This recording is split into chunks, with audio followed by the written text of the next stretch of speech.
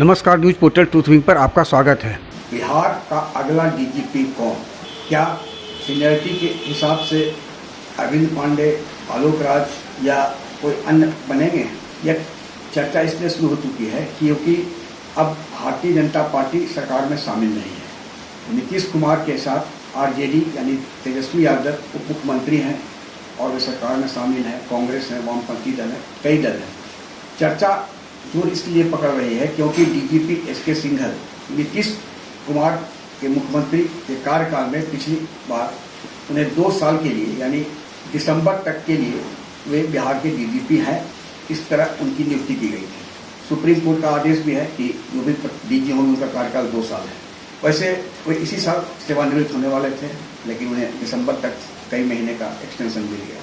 इस चर्चा के पीछे का कारण जानना आवश्यक है। 2020 में जब मतगणना हो रही थी, रुझान आना शुरू हुआ था, तो पहले जो रुझान आ रही थी उसमें आरजेडी के नेतृत्व वाले महागठबंधन को बढ़त की खबर न्यूज चैनल पर चल रहा था। उस वक्त 1989 बैच के आईपीएस अधिकारी आलोक राज गुलदस्ता लेकर तेजस्वी यादव को बधाई देने पहुंच गए थे। बाद में सत्ता एनडीए के हाथ में आई।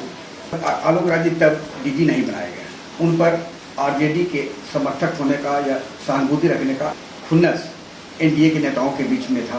अब जब से एसके सिंघल बिहार में डीजीपी के पद पर आए हैं, तो बिहार की विधि व्यवस्था की हालात क्या है यह आम जन जान रहा है। अब डीजीपी शराब की बोतल ढूंढने के लिए विधानसभा में पहुंच जाते हैं। पटना में आए दिन, क्योंकि राजधानी है, विधि व्यवस्था की धज्जियां अपराधी उड़ा रहे हैं। ऐसी कई घटनाएं पूरे बिहार में हो रही है, जिसके चलते विधि व्यवस्था के मोर्चा पर, सुशासन के मोर्चे पर नीतीश कुमार की जो ग्राफ था वो नीचे गिर रहा है। नीतीश कुमार को जनता ने सुशासन के नाम पर वोट किया था।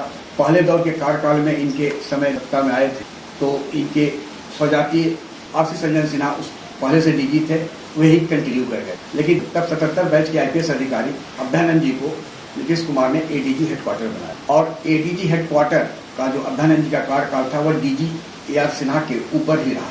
कई प्रयोग एडीजी हेडक्वार्टर के रूप में अभ्यानंद जी ने किया, चाहे वो आर्म्स एक्ट का ट्रायल हो, सैप जवान की नियुक्ति हो, स्पीडी ट्रायल हो, EOU, SAVU, कई तरह की उन्होंने परिकल्पना को बिहार की धरती पर साकार किया। साथ ही CID जो पहले मृत प्राय हो गया था उसे जीवंत किया और वैज्ञानिक साक्ष्य के लिए FSL का गठन किया। कई युवा वैज्ञानिकों को बाहर से लाकर उनकी नियुक्ति की गई। तो मुख्यमंत्री नीतीश कुमार का जो सुशासन है उसमें पुलिस अधिकारियों की बहुत बड़ी भूमिका रही है। एसके सिंघल नीतीश कुमार के कार्यकाल में डीजीपी तो है, लेकिन यदि इनका कार्यकाल पूर्व के डीजीपी अभ्यानंद जी हो या और किसी से तुलना किया जाए तो वहाँ कहीं यही नहीं टिकते हैं।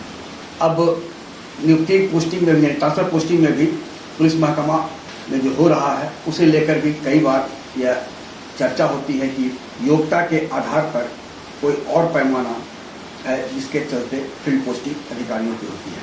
और वही कारण है कि आज बिहार में विधि व्यवस्था की स्थिति नेशनल मीडिया से लेकर विपक्षी दलों को एक मौका देता है चर्चा करने के लिए। सूत्र बताते हैं कि आरजेडी के सत्ता में वापस लौटने पर आलोक राज अगले डीजीपी हो सकते हैं।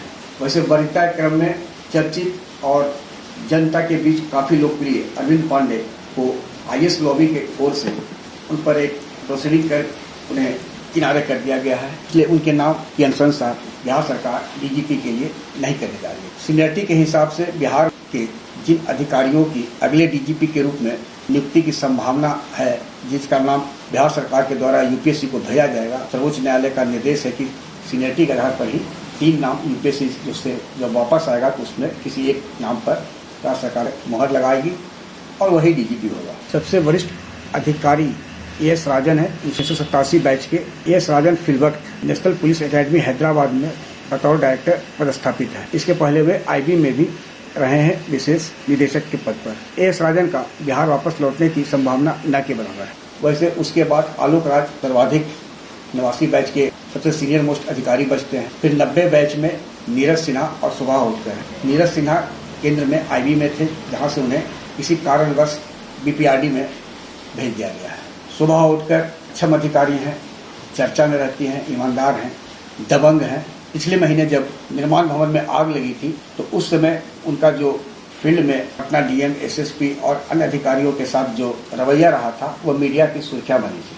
और सुबह उठकर को कोई भी नेता यानी कोई भी दल डीजीपी के पद पर बैठाने से 4 बार सोचेगा, क्योंकि सुबह उठकर किसी की सुनने वाली नहीं है। वो वही करेंगे जो कानून कहेगा। ऐसे में डीजीपी के पद के लिए मध्यम मार्गी अधिकारी चाहिए। फिर आते हैं 91 बैच के बिहार के विनय कुमार, जो कि इस वक्त पुलिस भवन निर्माण निगम के सीएमडी हैं।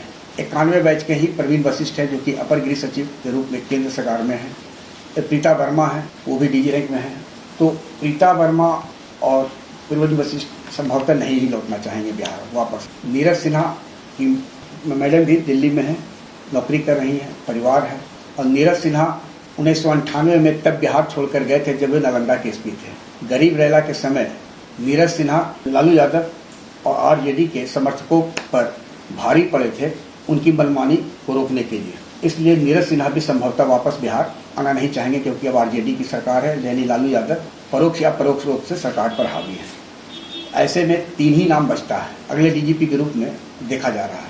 पहला नाम आलोक राज जी है, दूसरा नाम शोभा औटकर है और तीसरा नाम विनय कुमार है। विनय कुमार ने सीआईडी में रहते हुए जिस प्रकार से एफएसएल को कारगर बनाया और जीवंत बनाया, और साथ ही सीआईडी जांच के लिए आम जन को होता था कि बिहार में किसी थाने में अगर केस या जिला में केस नहीं हो रहा है तो होता था, लोग ही डिमांड करने लगे थे पीड़ित पक्ष की इस जांच, पीड़ित के आगे आरोपी भी करते थे कि इसकी मामले की जांच सीआईडी से करा दिया जाए ताकि वह निष्पक्ष जांच हो। और विनय कुमार के एडीजी सीआईडी के कार्यकाल में तत्कालीन डीजीपी रहे एक अधिकारी के दामाद को गारंटी इसलिए नहीं मिल पाया कि उन्होंने सत्य पाया और कहा कि एक जो जिस गारंटी के लिए जो दिया गया था कि पटना में एक अपराधी को लेकर गारंटी की बात हो रही थी, जबकि उक्त जिले के जो पुलिस अधीक्षक थे जो कि डीजीपी के दामाद थे, उन्होंने जिन अधिकारियों के बारे में अनुशंसा की थी और अपना भी अनुशंसा किया था, उनका टावर लोकेशन उस वक्त पटना में न होकर अन्यत्र था। माने कि कई प्रकार का दबाव होने के बावजूद भी विनय कुमार ने अपने कैरियर को दांव पर रखकर सच को सच कहा। अब राज्य सरकार वैसे भी 4 महीना बच रहा है इनके रिटायरमेंट का, लेकिन जो चर्चा है कि आरजेडी चाहती है कि जल्द से जल्द बिहार का अगला डीजीपी किसी अन्य को बना दिया जाए ताकि विधि व्यवस्था के मोर्चे पर वो विपक्ष के जवाब को करारा जवाब दे सके।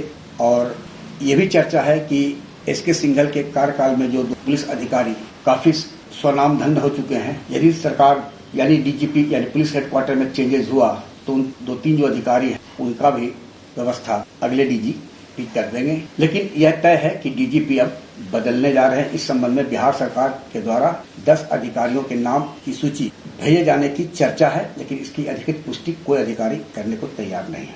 आग्रह है कि इस वीडियो के लिंक को लाइक, सब्सक्राइब और शेयर अवश्य करें। धन्यवाद, नमस्कार।